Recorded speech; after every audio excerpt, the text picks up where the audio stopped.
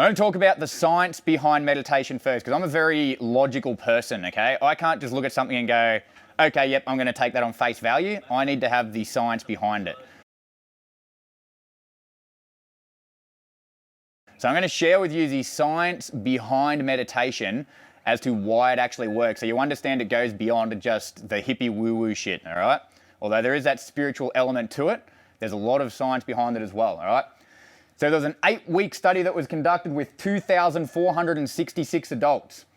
What they found over that time is that every single person had a reduction in stress levels, okay? They practiced meditation for, I think it was 10 to 20 minutes every single day. Every single person in the study displayed reduced stress symptoms over the period of the study. People inside of the study also had anxiety and depression. Out of that, an overwhelming majority of the people who had anxiety and depression had reduced depressive and anxious symptoms and occurrences. And that flowed on after the study as well. So when they checked back in on the people who are still meditating, that flow-on effect continued, and meditation was shown to reduce depressive and anxiety type symptoms. All right. Johns Hopkins University, in this study, they found that meditation had an effect size of 0.3. Doesn't sound like much until you realize that antidepressants have an effect size of 0.3.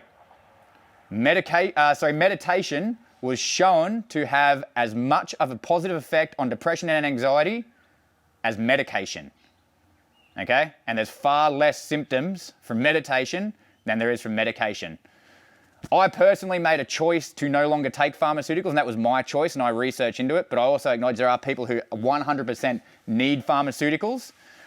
But there's a lot of people who go straight for the instant gratification and the quick fix. I'm just going to take some pills and I'll be fucking happy all day. Everything will be roses. But they do nothing to change their perception. They do nothing to change their lives. They take antidepressants, but they still eat shit, don't exercise, drink. Beautiful. Kick out old. See? Because I meditate, that didn't even bother me. All right, so scientifically proven to reduce stress, scientifically proven to reduce depression and anxiety up to and including the same level as antidepressants.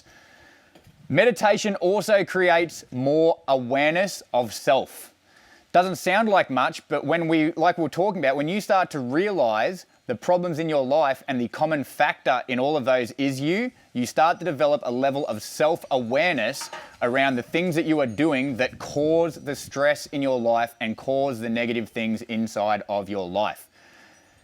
Meditation also increases your intelligence and your trainability and memory retention, all right? So remember we're talking about the different parts of the brain, the hippocampus and the amygdala. So the hippocampus is responsible for forming memories, cataloging memories, storing memories, that sort of stuff.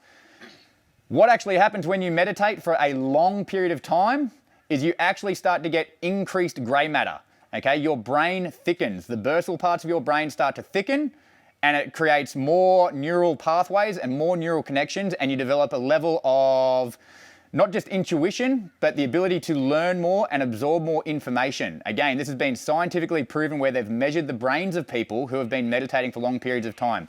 It increases the grey matter inside of your brain.